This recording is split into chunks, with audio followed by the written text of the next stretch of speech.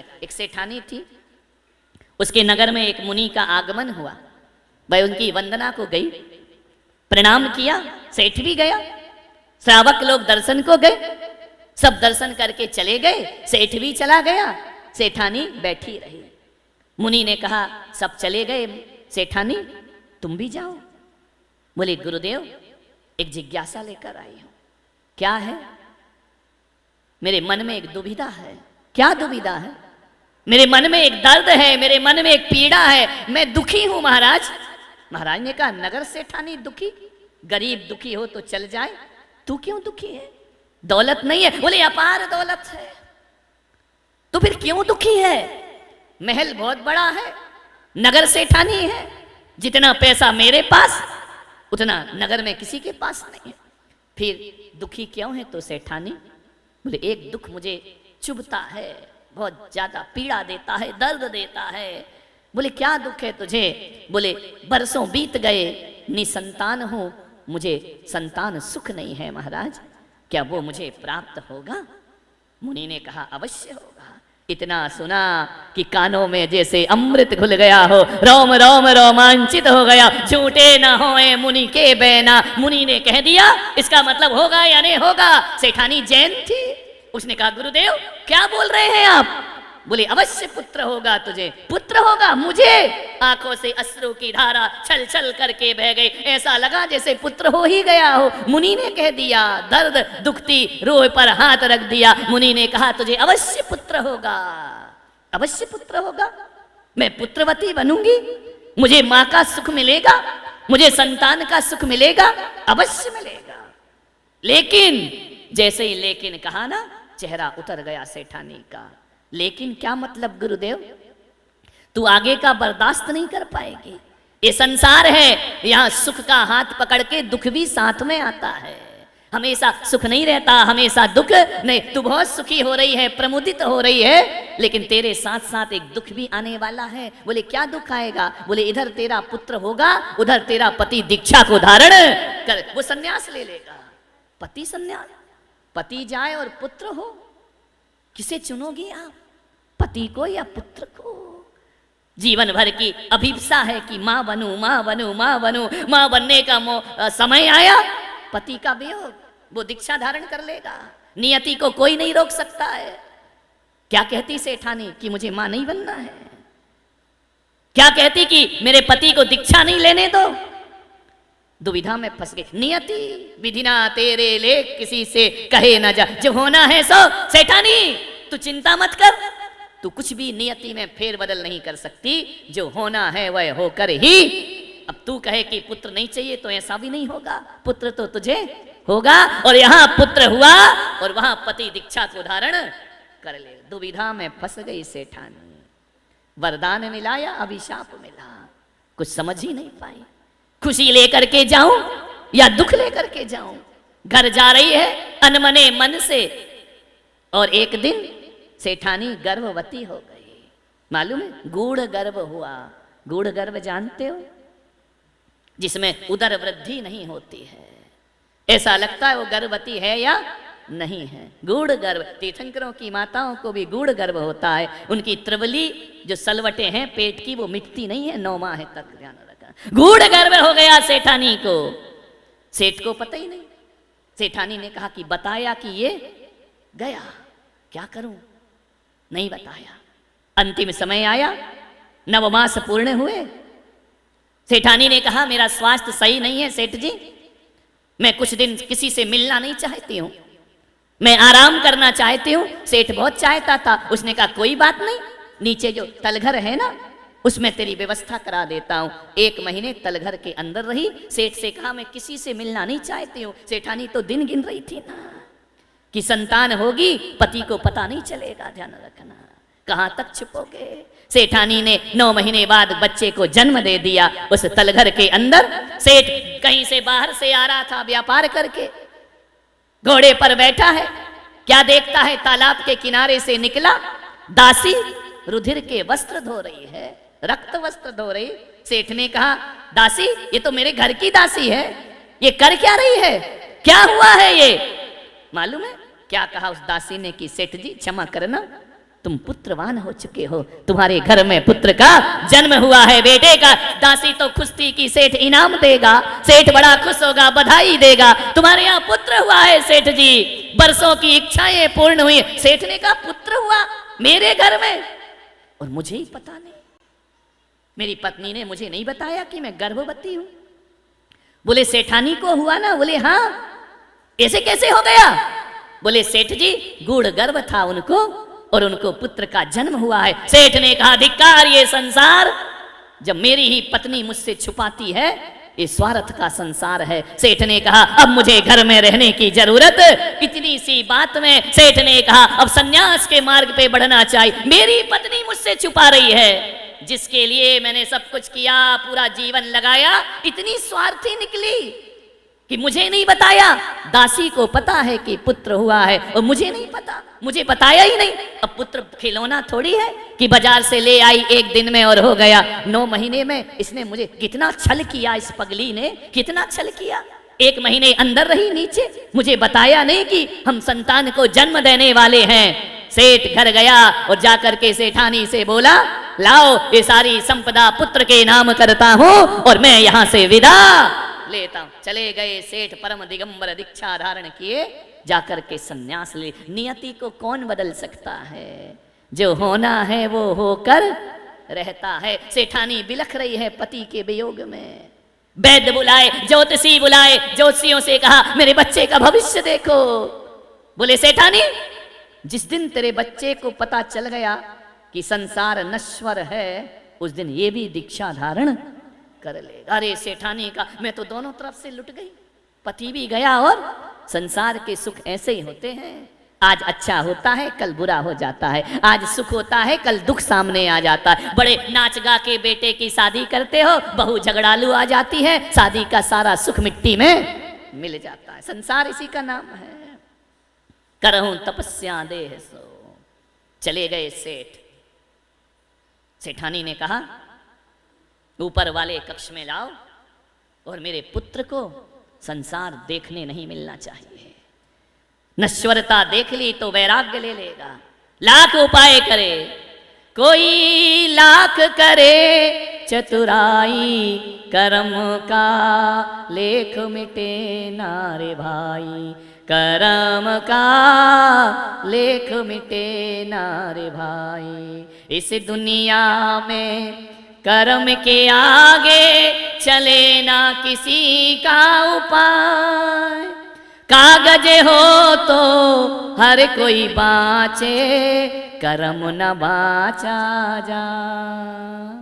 एक दिन इसी किस्मत के कारण बन को गए थे रघुराई रे, कर्म का लेख मिटे नारे भाई।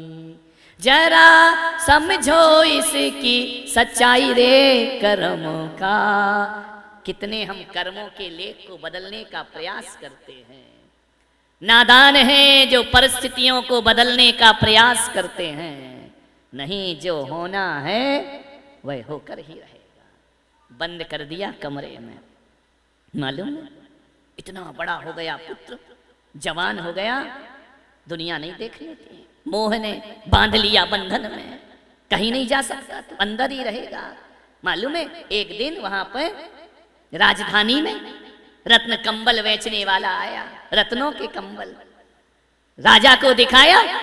राजा ने कहा नहीं, मेरे पास प्रजा का धन है, मैं अपने सुख के लिए इतना महंगा कंबल नहीं खरीद सकता हूं। जाओ ले जाओ, हमें नहीं लेना है। जैसे ही राजधानी से लौटा, गांव में पहुंचा, नगर में सेठानी को दिखाया। सेठानी ने कहा रत्न कंबल इतना सुंदर। बोले हाँ मुझे दे दे। खरीद लिया सेठानी ने। मालूम है किस्मत कहां कहां ले जाती है। राजा ने ठुकराया, सेठ ने खरीद लिया, सेठानी ने खरीद लिया। बोले मेरा तो मेहनत का पैसा है, राजा का प्रजा का होगा, मैं तो खरीदूंगी। बहुत प्यार करती थी पुत्र को।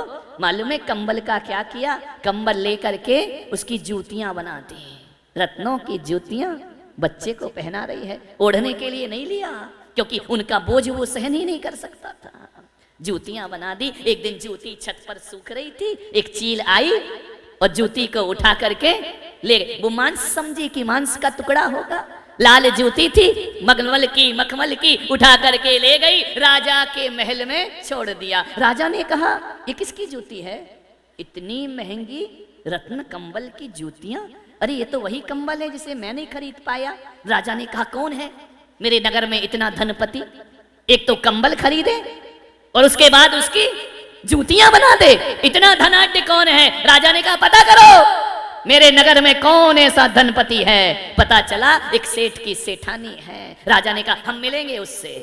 गए मिलने के लिए, मालूम क्या हुआ?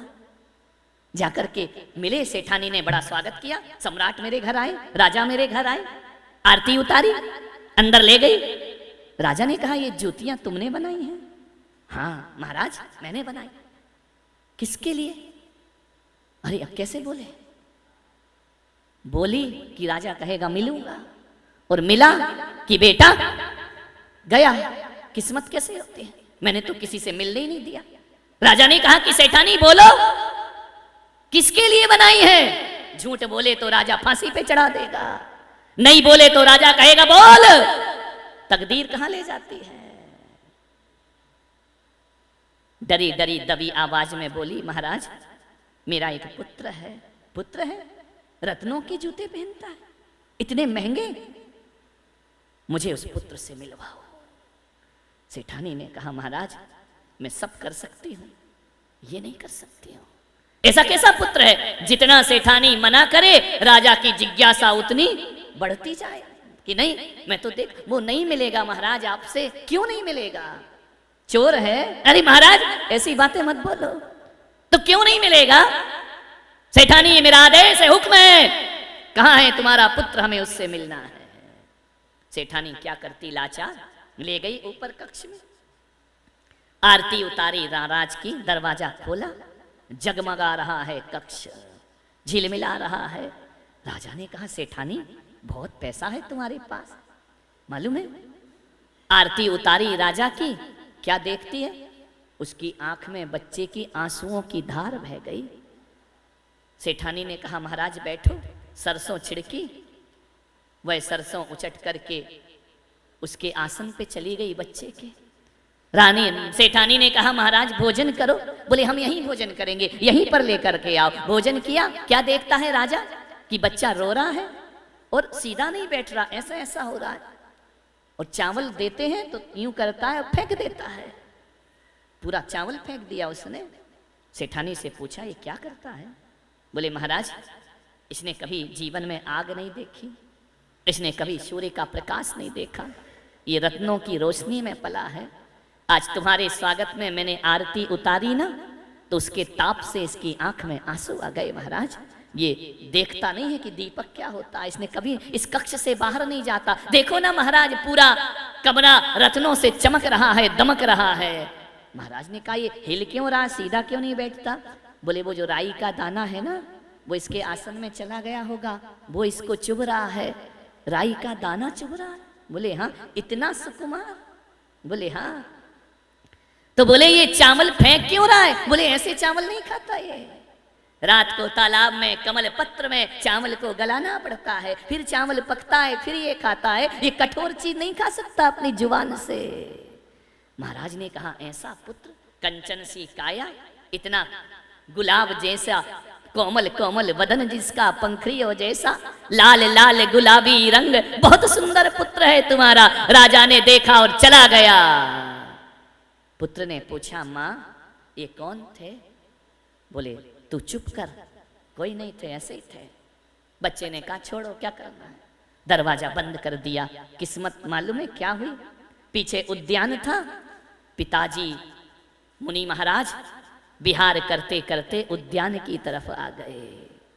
जैसे ही आए, कहानी आपको मालूम है, समय हो गया चातुर्मास स्थापना का, अब कहीं नहीं जा सकते, यहीं करेंगे चातुर्मास। दासियों ने देखा सेठानी सेठानी। बोले क्या? बोले मुनि महाराज आए। बोले चुप कर, मेरे पुत्र को उनके दर्शन भी नहीं होना चाहिए, उनके पास लेकर भी मत जाना, और आज के बाद छत पर जाने की जरूरत। जाओ सैनिकों से कहा उस मुनि को बाहर करो। सैनिक सिर झुकाए खड़े हैं, वो ऐसे वैसे मुनि महाराज नहीं है। कौन है? तुम्हारे ही सेठ है। मेरा से यहाँ आके तपस्या कर रहा, चतुर्मास क्या कर रहे हो यहाँ? गई महाराज के पास, आप जाओ यहाँ से, मेरा जीवन बर्बाद मत करो। मुनि ने कहा हमारे तो चातुर्मास का समय हो गया, हम तो कहीं जा नहीं सकते, आज से ही चतुर्मास लग गया है। सेठानी ने कहा कोई बात नहीं, मेरे पुत्र को दर्शन मत देना कभी। चली गई सेठानी, 4 महीने बच्चे को बाहर नहीं निकलने दिया, भोजन अंदर, हर चीज अंदर, स्नान अंदर, सब कुछ अंदर। मालूम है सेठानी के बगीचे में जो फूल लगे रहते थे ना, वो रात में तोड़ लिए जाते थे, क्योंकि झरता हुआ फूल देख लिया तो इसे वैराग्य हो जाएगा, पीला पत्ता देख लिया वैराग्य हो जाएगा। क्षणभंगुरता के सारे दृश्य उस सेठानी ने अपने महल से सब तरफ से हटा दिए। बिजली चमकते नहीं देखना चाहिए, ऐसे कुछ मत दिखाओ, ऐसी मोह में अंधी हुई वह माँ। क्या हुआ, एक दिन चतुर्मास का विसर्जन होने लगा। मुनि महाराज सुबह सुबह भक्ति पाठ पढ़ रहे, झरोखा खुला रह गया। क्या देखता है, कोई कुछ पढ़ रहा है। देखा, अरे ये नग्न व्यक्ति कौन बैठा है, ये क्या पढ़ रहा है। उसने दासी को बुलाया, दासी हो, ये कौन है। दासी ने झट से खिड़की बंद कर दी। पागल हो तुम, मत देखो। वो कपड़े क्यों नहीं पहनते हैं। बोले रहने दो, वो पागल है, उनका दिमाग खराब है। उसने सेठानी से कहा कि माँ पागल कौन होता है। उसने तो जाना ही नहीं कि पागल कौन है। अरे बोले वो पशु हैं। माँ ये तो बता पशु कौन होता है। मैंने तो पशु ही नहीं देखे अपने जीवन में, मैंने तो पागल व्यक्ति नहीं देखा अपने जीवन में। माँ मुझे वहां जाने दो, मुझे देखने दो। नहीं बेटा वहां नहीं जाते। ताला डाल दिया, बच्चे को अंदर बंद कर दिया कि एक पहर की तो बात है, ये चले जाएंगे विहार करके, इसे दिखना नहीं चाहिए। मुनि महाराज चैन नहीं, सुध बुध नहीं, कौन है कौन है, रात को दिन को, अब बच्चे को चैन नहीं, वो है कौन, ऐसा क्यों बैठा है, इतने मधुर कंठ से भक्ति पाठ क्यों कर रहा है। माँ मुझे क्यों नहीं जाने देती उनके पास, क्यों उनसे मिलने नहीं देती। रात का समय, अर्धरात्र का समय, माँ की धोती ली, खिड़की से बांधी और ऊपर से उतर गए नीचे। विधना तेरे लेख किसी के समझ ना आते हैं। जो होना है तो कोई रोक सकता है। आंसू बहाओ, रो, बिलखो, चिल्लाओ, नियति में जो है वह तो होकर ही रहेगा। ऐसे उतर रहे हैं सुकमाल से हाथ पैर, सुकमाल नाम जिनका, मालूम है, उतर रहे हैं, छिल गए, खून की धाराएं लग गई। कभी रगड़ नहीं खाई थी, कभी बिस्तर पे सलवट आ जाए तो नींद नहीं आती थी उनको। उतरते जा रहे, पैर छिल रहे, हाथ छिल रहे, खून की धार। मुझे जाना है उनके पास, मैं जाऊंगा, मुझे कोई नहीं रोक सकता है। रात को 12 बजे पहुंच गए मुनिराज के पास। एक एक पैर में खून के निशान बने हुए, छिल गए पैर साड़ी से, रक्त की धार बह रही है। गए मुनि के पास, मुनि ने देखा दोनों हाथों में रक्त और पैरों में रक्त। कौन हो तुम। मुझे नहीं मालूम मैं कौन हूं, क्या यहाँ क्यों आए हो। उन्होंने कहा कि मेरा मत पूछो, ये बताओ कि तुम कौन हो, तुम यहाँ क्यों बैठे हो। इतनी ठंडी के दिन, दिवाली के बाद, ठिठुरती ठंड में तुम वस्त्र क्यों नहीं पहनते हो। मुनि ने कहा बालक तू है कौन। बोले मेरा परिचय मुझे नहीं मालूम, तुम अपना परिचय दो कि तुम कौन हो। बोले मैं संत हूं, मैं मोक्ष की साधना कर रहा हूं, ये जन्म मरण से मुक्त होना चाहता हूं, मैं तपस्चरण कर रहा हूं। ऐसा करने से जन्म मरण से मुक्त हो जाते हैं। बोले हाँ। बोले फिर जन्म नहीं होता। बोले नहीं होता है, संसार में बार बार आना जाना नहीं होता है, कर्मों का क्षय होता है, निर्वाण की प्राप्ति होती है। तो क्या मुझे भी निर्वाण हो सकता है। क्या जाने बालक तू निर्वाण छोटा सा नहीं जानता तो बताओ ना गुरुदेव, मुझे समझाओ क्या होता है मोक्ष, मुझे समझाओ क्या होता है संसार, मुझे समझाओ संसार में क्यों नहीं रहना, मुझे समझाओ मोक्ष में क्या मिला करता है। प्रश्न पे प्रश्न की झड़ी लगा दी गुरु के सामने। देखा चर्चा होते होते प्रातः काल होने लगा, ब्रह्म मुहूर्त। पूरे तत्व की बातें सीखकर उन्होंने कहा महाराज अब मैं वापिस नहीं जाऊंगा, अब मैं तुम्हारे साथ ही चलूंगा। बोले मेरे साथ। बोले हाँ। बोले मुझे भी मोक्ष जाना है, मुझे भी कल्याण करना है, मालूम है। और वह सुकमाल जिसे राई का दाना चुभता है, कठोर दिगंबर मुद्रा धारण करके खड़ा हो जाता है तपस्या में। धन्य हो गया मेरा जीवन। माँ बिलख रही है। माँ ने कहा तुम इसे भी ले गए। पिता ने कहा मैं नहीं जानता ये कौन है। बोले तुम्हारा ही तो पुत्र है, सुकमाल नाम है इसका। पुत्र भी मुनि महाराज हो गए। माँ मोह में तड़प तड़प करके त्रियंच गति की पात्र बनती है। ध्यान रखना, सोचना है आपको। मान्यवर, मालूम है जिनको राई का दाना चुभता है वो केस लॉन्च करते हैं, जिनको एक बिस्तर की सलवट सहन नहीं होती वो कांटों पे चला करते हैं। ध्यान, कैसी है ये दिगंबर वेश, कैसी है ये दिगंबर तपश्चर्या, कैसा इसका लगाव, कैसा इसका आकर्षण। सब कुछ छोड़ दिया उसने। सूर्य की तरफ देखे तो आंसू की धार बह जाती थी। इतना सुकुमार तुम्हारा शरीर है, अभी तो छोटा है, अभी बड़ा होने दो, बाद में देखेंगे, दीक्षा ले लो, शरीर साथ नहीं देता। धत, इतना सुकुमार है तुम्हारा शरीर, विचार करिए। उससे तो मजबूत हो ना तुम, सुकुमार मुनि से नहीं हो।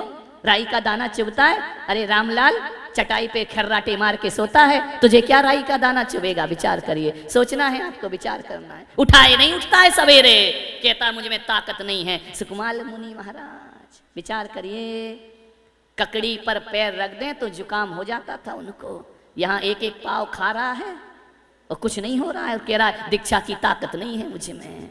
विचार करिए, स्वप्न दशा से जागो चेतन, कहाँ पड़े सोते। ध्यान रखिए, सुकुमार मुनि दिगंबर वेश को धारण कर लिया करते हैं। एक बात याद रखना, किसकी ममता, किसका मोह, किसकी आज्ञा, किसकी बातें, कुछ नहीं। माँ तड़पती रही, निजलोक हमारा वासा हो, शोकांत बने फिर हमको क्या। हम तो अपने लोक में चले, हम तो अपने निर्वाण धाम को चले। माँ बिलख रही, बिलखने तो क्या होता है। कितनी माताओं को रुलाया है, याद है? अतीत में देखो, 5 टेंस में कितने माँ बाप मिले होंगे अपने को, कितनों को रुलाया होगा। विचार करो, सेठानी झरझर आंसू बहारी, पुत्र तू मुझे धोखा देकर जा रहा है, तू मुझे छोड़कर जा रहा है, मैं तेरे लिए जी हूं। पिता पुत्र दोनों ने धोखा दे दिया।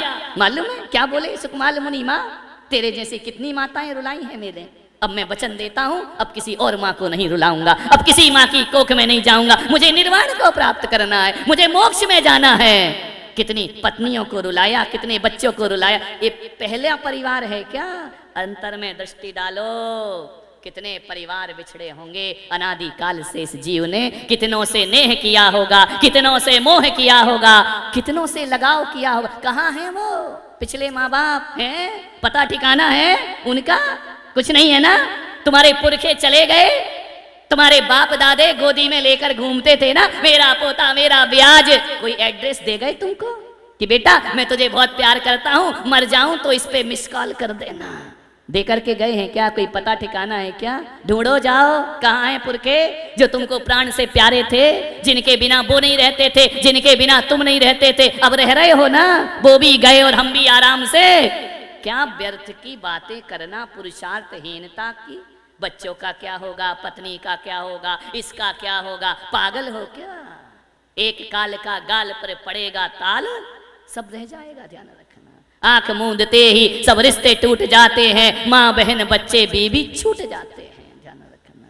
सुकुमार मुनि ने कहा कि नहीं, व्यर्थ है संसार, मुझे इसमें नहीं फंसना है। चले गए मुनि महाराज। जहां जहां चलते वहां वहां खून की धार बहती। ध्यान रखना, रक्त बह जाता, रक्त रंजित हो जाती वो भूमि।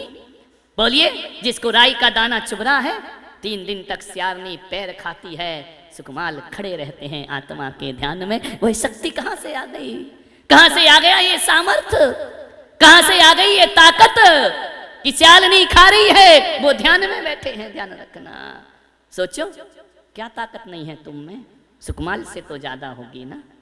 बोलिए, है या नहीं? तो फिर आओ।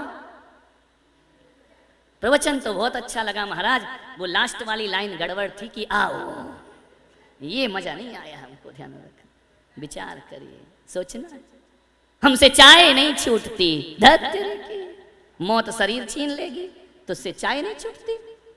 विचार, हमसे ये नहीं छूटता, हमसे वो नहीं छूटता है। विचार करिए, सोचना है आपको जिंदगी में। पैरों में लहुआ बने छन छन के, चले हैं सुकुमार देखो मुनि बन के। ध्यान रखना, कहाँ की कठोर तपश्चर्या, तप इसको कहते हैं। लगन है, देखा सीखी धर लिया जोग, छीणी काया बढ़ गया रोग। देखा सीखी थोड़ी होता है, प्रेम होना चाहिए ईश्वर से। आज उत्तम तप का दिन है। हमारे यहाँ कठोर कठोर सहनन वाले ही दीक्षा नहीं लेते, हमारे यहाँ हीन सहनन वाले भी दीक्षा ले लिया करते हैं। और ऐसे सुकुमाल मुनि 3 दिन स्यालनी खाती है, जाकर के स्वर्गों में सर्वा सिद्धि में देवत्व को उपलब्ध हो जाया करते हैं। ध्यान रखना, कहाँ से आ जाती है वह ताकत, कहाँ से आ जाता है वह सामर्थ्य। मेरा जीवन का, मेरी भी एक किडनी है ना, मुझे मेरे पहले गुरु ने कहा था तुम्हारी एक किडनी है, तुम दीक्षा नहीं लेना। उनने मेरे लिए अच्छा सोचा था, उनने मेरे लिए गलत नहीं सोचा। मैं इस बात से उनसे किसी प्रकार से नाराज नहीं हूं, वो मेरे शुभचिंतक थे। जब मैंने दूसरे गुरु से दीक्षा ली ना, अपने गुरु आचार्य पुष्पदंत सागर जी से, उन्हें मैंने बताया नहीं। मैंने कहा बता दूंगा तो ये भी भगा देंगे। लगन तो यही लगी थी कि लगन तुमसे लगा बैठे, जो होगा देखा जाएगा, जो होगा देखेंगे। अब तो लगन लग गई है। डॉक्टरों ने कहा, सबने कहा, इन सबको मालूम है जो मेरे से जुड़े हुए थे। अहमदाबाद में मैं बीमार रहा, लेकिन नहीं, एक ही लगन थी। गुरुदेव बोले कि दीक्षा कैसे होगी। मैंने कहा दीक्षा के बाद किडनी खराब होती फिर क्या करते। अरे मरना तो है ही ना, अरे 7 दिन में मरो या 70 साल में मरो, जब भी मरो दिगंबर भेष धारण करके मरो। जीवन हमारा, कोई अमर थोड़ी हूं मैं, अमर हूं क्या? बीमारी है तो कोई मैं घर में रह के अमर हो जाऊंगा क्या? मरना तो वहां है, मरना तो यहाँ, मृत्यु तो हर जगह आएगी ना, फिर वैसी मौत क्यों मरे? मरना है तो संत की मौत मरो। 70 साल भी जी लिए तो क्या फर्क पड़ता है, 7 दिन जी लिए तो क्या फर्क पड़ता है, 7 घंटे जी लिए तो क्या फर्क? कैसे बहाने बनाते हो? डायबिटीज है, अरे धत तेरे की है तो है, घर में कौन सा मिट जाएगी वो, मिटना तो है ही नहीं ना। वहां भी है, वहां भी है, यहाँ रहेगी तो बीमारी भी तर जाएगी, वो वहां रहेगी तो बीमारी भी लेकर के। क्या बहानेबाजी बहुत है तुम्हारे पास, इतने बहाने हैं नहीं लेने के। विचार करिए, पैदल नहीं चल पाएंगे, अरे कंधे पर ही जाएगा ना, उस समय क्या करेगा? विचार करिए। तपस्या, लोग कहते हैं भक्ति शक्ति के अनुसार भक्ति करो, और मैं पुलक सागर कहता हूं शक्ति से भक्ति नहीं होती, जितनी भक्ति होती है उतनी शक्ति अपने आप प्राप्त होना प्रारंभ हो जाया करती। आज मुझे भी 25-26 साल हो गए ना, घर छोड़े 27 साल हो गए, 28वां चल रहा है। एक किडनी पर कर रहा हूं ना, जी रहा हूं ना। अरे जो 2 किडनी नहीं वाले नहीं कर पाते वो मैं करके दिखा रहा हूं जीवन में। इतनी बोल रहा हूं, इतना सब कुछ कर रहा हूं, ये कहां से आई? मैं सोच लेता घर में क्या होगा, किडनी फेल हो गई तो क्या होगा, सही बात है, नहीं लेना चाहिए, अभी और सोचना चाहिए, घर में रहना चाहिए। मैं तुमको विश्वास दिलाता हूँ, यदि मैं घर में रहता ना तो आज मेरी किडनी मुझे अस्पताल में डाल देती। आज मोक्ष मार्ग में आ गया, तुम्हारे बीच बैठा हुआ हूँ। ध्यान रखना, ये भगवान भी तो सहायता करते हैं ना, नहीं करते क्या जीवन में? शक्तिहीन मत बनो, अपनी शक्ति को जागृत करो। शरीर की शक्ति से कुछ नहीं होता, मन की शक्ति से सब कुछ हुआ करता है। विचार करें। ये कई महिलाएं बड़े नखरे कर रही थी, हम शिविर में नहीं बैठेंगे, क्या होगा, कैसे होगा, कैसे करेंगे, कैसे आएंगे। अरे मैंने कहा आओ तो, घबराते काहे को? ऐसा शादी में नहीं सोचा कि ससुराल गड़बड़ होगी तो क्या करेंगे, सास सही नहीं मिली तो क्या करेंगे, ये जो पति मीठी मीठी बातें कर रहा बाद में बदल गया तो क्या होगा, हमारी इज्जत नहीं रही तो क्या होगा, झगड़ा हो। अरे शादी में तो ऐसा डू एंड डाई हो जाता है, जो भी होगा देखा जाएगा। इसमें क्यों नहीं होता है मेरे भाई? एक अनजान घर में अपनी जिंदगी लगा देते हो, ऐसा अनजान से प्रेम हो जाता है कि 20-20 साल से जिन माँ बाप ने पाला है उन्हें छोड़ देते हो। किसके लिए? एक अजनबी के लिए। ध्यान रखना, अरे एक अजनबी के लिए जब माँ बाप को छोड़ सकते हो तो परमात्मा के लिए संसार छोड़ दो, तो इसमें कौन सी बड़ी बात? सब कुछ हो जाता है जीवन में। सुरेश जी क्या विचार बन रहा है? कह तो सही रहे हो महाराज, लेकिन अभी थोड़ा ना आ जाओ, क्या दिक्कत है? कुछ नहीं होगा, मैं हूं ना। ध्यान रखिए, पार करो जीवन को। क्या करोगे इतने इतने साल घर गृहस्थी से? जी नहीं भरता तुम्हारा? मेरा तो एक नगर में ज्यादा रह जाऊं तो मेरा जी भर जाता है कि चलो यहाँ से। अब मुझे छटपटाहट हो रही, कब चतुर्मास और कब मैं यहाँ से जाऊं। तुम्हारा घर से जी नहीं भरता, परिवार से जी नहीं भरता है कि अब छोड़ो इसको। तुम्हारा नहीं भरा, बच्चों का भर गया, वो विदेशों में चले गए, तुम छाती से लगाए बैठे हो। जी नहीं भरता कि 60 साल से तो हो गए, 50 साल से छोड़ो ना, ये कुछ नया जीवन जीते हैं, कुछ नई जिंदगी जीते। आत्मा तृप्त नहीं होती है? नहीं, मेरा बेटा मूल से प्यारा ब्याज के सोचना, कभी तो जी भरता होगा ना। हाँ, जब ये लड़ती होगी तब भरता होगा जी। लेकिन सुरेश जी हमारे ऐसे हैं, वो उसे लड़ने ही नहीं देते हैं। है ना, नहीं लड़ने देते ना। हकीकत में दिखाने में है पति तो तुम हो, पत्नी वो है। हर चीज का ख्याल रखते हैं, है ना। बोले लाखों में एक मेरी इंद्राणी, वाह क्या बात है। विचार करिए, कभी तो जी भरता होगा ना कि छोड़ो ये सब दुनिया के बातें, दुनिया के रिश्ते नाते, क्या रखा है इनमें। कभी नहीं भर, एक बार भी मन नहीं होता। होता है जब घर में झगड़ा होता है जब बेटा अपमान करता है, होता है जब बहू ताने मारती है, तब होता है जब हमारे मन के प्रतिकूल होता है, तब होता है। एक दादाजी आए, बोले महाराज बहुत दुखी हूँ, अंतिम बात कह के समाप्त करता हूँ, बहुत दुखी हूँ। तो मैंने कहा क्या दुख है? बोले पेंशन मिलती है मुझे 10,000 रुपये। तो मैंने कहा परेशानी क्या है तुझे? बोले घर में रहता हूँ, जब पेंशन आती है तो बड़ा बेटा कहता है मैं लूंगा, छोटा बेटा कहता है मैं लूंगा। तो मैंने कहा फिर क्या होता है? और जब रहने का वक्त आता है तो बड़ा कहता है छोटे वाले के पास रहो, छोटा वाला कहता है बड़े के पास रहो। तो मैंने कहा फिर क्या फैसला हुआ? बोले हमारे एक समधी जी थे, वो फैसला करा गए। मैंने कहा क्या फैसला कराया? बोले 15 दिन इनके पास रहना, 15 दिन इनके। बाप बट गया सामान की तरह, ध्यान रखना, 15 दिन। मैंने कहा दादाजी एक बात बताओ, कभी कभी 31 का महीना आए तो फिर क्या होगा? 15 दिन ये, 15 31 में क्या करेगा? बोले 31 में मंदिर में जाके बैठ जाता हूँ कि आज चतुर्दशी है, उपास कर लिया करता हूँ। मैंने कहा पागल ऐसी जिंदगी क्यों जी रहा है? तो बोले क्या करूँ महाराज, तो मैं बहुत दुखी हूँ, मैं जानता हूँ कि मेरा पैसा सब चाहते हैं, मुझे कोई नहीं चाहता है। तो मैंने कहा एक काम कर, तेरे को 10,000 मिलते हैं ना, तो जिन शरणम में आके रहे आराम से। तेरे 10,000 है, किसी से मांगना नहीं, लेना नहीं, आराम से भगवान का भजन करना, कीर्तन करना, यहाँ रहना। और खाने का तू पैसा देते ही है, तुझे किसकी सुनना, किसी की नहीं, आराम से रहे। बोले बात तो सही कह रहे हो महाराज। तो मैंने कहा बुक करा दूं तेरा रहने का? तो बोले हाँ महाराज कल बताऊंगा। अरे मैंने कहा कल बताएगा, समस्या आज लेके आया है। दूसरे दिन आया, मैंने कहा क्यों रे, क्या विचार है तेरा? बोले महाराज बात तो सही कह रहे हो, फिर मन कहता है कह लेने दो, हैं तो अपने दात तेरे की। मैंने कहा जा बाढ़ में, मुझे क्या लेना देना है। फिर मैंने कहा समस्या लेके काय को आया था यहाँ? विचार पड़ा पड़ा मर रहा और हाय हाय कर, ये जिंदगी बना ली है, ये जिंदगी का नक्शा है? छूटता नहीं है। ध्यान रखना, त्याग के लिए सामान जरूरी नहीं होता है, बिना हुए भी हम त्याग कर सकते हैं। दान तो सीमित मात्रा में होता है। दानी वही होता है जिसके पास परिग्रह होता है, और त्यागी वही होता है, परिग्रह हो या ना हो, त्याग तो तीनों लोगों की संपदा का भी कर दिया जाता है। त्याग, लेकिन हमारी स्थिति उल्टी है। हम दानी को बड़ा मानते हैं, त्यागी को बड़ा नहीं मानते हैं। दानी का बड़ा गुणगान होता है, इसने पैसा दान किया है, त्यागी का नहीं होता है मेरे भाई। जबकि कहा जा रहा है त्यागी बड़ा है, दानी छोटा है। एक बात याद रखना, मैं त्यागी हूं, तुम क्या हो? दानी हो। कौन बड़ा है मेरे भाई? विचार करो। तुम आहार दान करते हो कि नहीं? कहते हैं ना, जो देता है उसका हाथ ऊपर होता है, और जो लेता है उसका हाथ। मैं अभी आहार लूंगा, तुम्हारे हाथ कैसे होंगे? ऊपर होंगे। मेरे हाथ कैसे होंगे? नीचे होंगे। तुम बड़े, हम छोटे।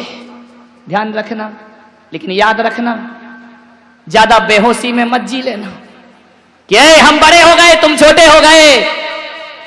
देखना हाथ किसका कांपता है, देने वाले का या लेने वाले का? बोलो किसका हाथ कांपता है? मेरा नहीं कांपता। तुम बड़े हो फिर भी हाथ कांपता है। अरे ये मत सोचना कि मुनि को आहार देकर तुम बड़े हो गए। देख ले नादान, तू नीचे खड़ा है, मुनि पट्टे पे खड़ा है। ध्यान रखिए, त्यागी बड़ा होता है। कौन बड़ा? महावीर की सोच तो देखो। सारी दुनिया कहती है देने वाला बड़ा, और मेरे महावीर कहते नहीं, लेने वाला बड़ा। ध्यान रखना, देने वाला कोई बड़ा नहीं होता है। दे करके अपने को बड़ा साबित मत करो, लेने वाले ने तुम पर एहसान किया है लेकर के। ध्यान रखिए, अभी पता चलेगा। ए स्वामी, रोटी किसकी है? बोलो बोलो, बोल दो ना, डर काहे को रहे हो? हमारी थोड़ी है। किसकी रोटी है? तुम्हारी। पैसा किसका? तुम्हारा। चौका किसका? तुम्हारा। माल किसका? तुम्हारा। तुम कमाते हो, तुम इकट्ठा करते हो, तुम्हारे पास रुपए पैसे हैं, माल तुम्हारा। स्वामी कौन? देखो जैन धर्म, स्वामी कौन? तुम्हारी रोटी खा के कौन बोलता है स्वामी? अभी तो बोल दो नमोस्तु, अभी थोड़ी आ रहा हूं तुम्हारे पास। माल तुम्हारा, दौलत तुम्हारी, पैसा तुम्हारा, मकान तुम्हारा, स्वामी हम। कहते हैं ना, हे स्वामी मेरे घर में पधारिए, मेरे घर पवित्र करो, मेरे से आहार लो, तुम्हारे ही माल, तुम्हारी रोटी और नहीं ले हमारी हेकड़ी। ध्यान रखना, विचार करना, दानी बड़ा कि त्यागी बड़ा? तुम्हारी रोटी तुम कोई आंख दिखा के खाते हैं, बीवी को दिखाना आंख, तवे पे रोटी नहीं जाएगी, तवा सिर पे आएगा। ध्यान रखना।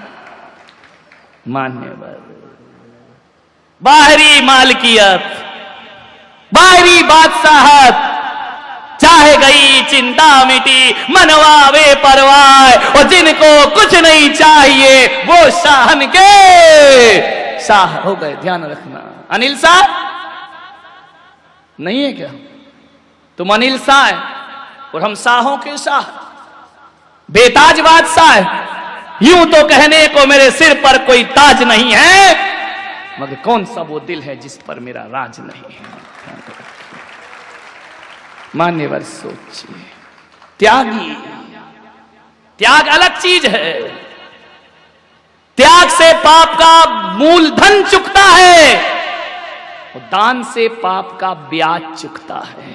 अरे बाणियों, ब्याज देते रहो, नहीं तो ले जाएगा इनकम टैक्स वाला उठा के। ध्यान रखना। इस अदालत में चुका दिया करो साल में थोड़ा बहुत, नहीं तो मुंह दिखाने लायक नहीं बचोगे। ब्लैक मनी को व्हाइट मनी करा लो, दान करते रहो जीवन में। दान से पाप का ब्याज चुकेगा, क्योंकि कहा है कि जो भी दौलत तुम्हारी तिजोरी में है, मिलती तो पुण्य उदय से है, लेकिन आती पापों के रास्ते से है। ईमानदारी से पेट भरता है मेरे भाई, पेटी नहीं भरती है। पेटी के लिए तो ठटकर्म करना ही पड़ते हैं, पेटी के लिए तो तिकड़मबाजियां करना ही पड़ती हैं, पेटी के लिए तो क्या हुआ? पेटी याद आ गई क्या, या पेट याद आ गया? इधर मुड़े तो दो ही चीज है, पेटी और पेट। कल एक सुना रहे थे कि नेमीचंद जी ने उपास कर लिया, करेंगे नहीं, कर लिया, बीमार हो गए, लेने के देने पड़ गए। जयकुमार साथ में, दोनों डले। बोले डॉक्टर बुलाओ, वैद्य आए, डॉक्टर आए। बोले चूरन चटनी से काम नहीं चलेगा। बोले क्यों? बोले गर्मी बढ़ गई, रात को भैयाव्रती का केस है। बोले गर्मी बढ़ गई। बोले क्या करो? बोले इसे पानी में रखो, जब गर्मी निकलेगी तो बोले दोनों को बांधा। वो क्या है? तिगरा। तिगरा ही क्या है वो, है ना? तिगरा में जाके डाल दिया, सब पका गए। डॉक्टर ने कहा पत्थर बांधो, चेहरा बस बाहर और ढले रहने दो इनको, गर्मी निकल जाएगी। बोले हुआ क्या? बोले पर्यूषण। बोले 9 दिन तो खूब खाया, 14 की ये दशा। नेमीचंद ने चारों तरफ देखा, जहां देखो वहीं पानी, वहीं एक भैंस लोर रही थी। नेमीचंद ने भैंस को देखा। बोले बहन तू भी उपासी थी क्या? विचार करिए, सोचिए। माने तू काहे को पानी में पड़ी है? तूने भी 10 लक्ष्मी कर ली है क्या? विचार करें। परिग्रह, रात का आनंद अपने आप में है। दिन में मैं आनंद यात्रा कराता हूं, रात में ये कराते हैं। ध्यान रखिए, मैं दुनिया को आनंद लुटाता हूं, रात में ये मुझे देते हैं। मैंने कहा रात में क्यों कराते? बोले रात में ही तो तुम मौन रहते हो, दिन भर तो हमारे बोलने की हिम्मत नहीं है, रात में ही बोल सकते हैं। तो मैं भी सुनते रहता हूं आनंद के साथ। एक अपने नरेंद्र दरी वाले इनकमिंग बंद, पूरी बंद, माइक कहीं और रखा है, अब बोलते जाओ जो तुम्हें बोलना है। मान्य और इतने होशियार, ये बहरे लोग बड़े होशियार होते हैं, ये वो ही सुनते हैं जो इन्हें सुनना है, और जो नहीं सुनना है मशीन निकाल के बाहर रख देते हैं। विचार करिए, रात का आनंद अलग है। एक बात याद रखना, दान दे मन हरस विशेषे, यह भव जस पर भव सुख देखे। कुओं से पानी नहीं निकलेगा, धन वालों, धन है तो बनो दानी, और नहीं निकलेगा तो सड़ जाएगा कुएं का पानी। ध्यान रखिए, लुटाते रहो। आचार्य विद्यानंद जी महाराज एक शब्द कहते हैं कि जिसका दिल बड़ा होता है उसका भाग्य बड़ा होता है, और जिसका दिल छोटा होता है उसका भाग्य भी। दोनों हाथ उलीचिए, ऐ देने वाले, जब तू देने में कसर नहीं कर रहा है तो ऐ लुटाने वाले, तुझे लुटाने में भी कसर नहीं कर। आनंद उसी में है, जोड़ जोड़ के रो रो के 1100 की बोली, उधर से 1200, उधर से 1250, दात तेरे की। ऐसा गिन गिन के जिस दिन वो देगा ना तो लेने के देने पड़ जाएंगे। ध्यान रखना, वो तो पात्र पात्र कुछ नहीं देखता, वो तो देखा करुणा बरसी और लुटा दिया। कितना सोचते हो, जितना सोचोगे वो आसक्ति है। मान्यवर भाविना प्रमुदित मना दर्दुरी हो, क्षणादासी सर्गी गुणगण समृद्ध सुखनिधि, लभन्ते सद्वक्ता शिव सुख समाजम किम तदा। महावीर स्वामी नयन पथगामी भवतु मे, महावीर स्वामी नयन पथगामी भवतु मे, महावीर स्वामी नयन पथगामी भवतु मे। प्रथम तीर्थंकर ऋषभदेव भगवान की, भगवान महावीर स्वामी की, परम पूज्य गुरुदेव आचार्य श्री पुष्पदंत सागर जी महाराज की, उत्तम त्याग धर्म की, अहिंसा परमो धर्म की,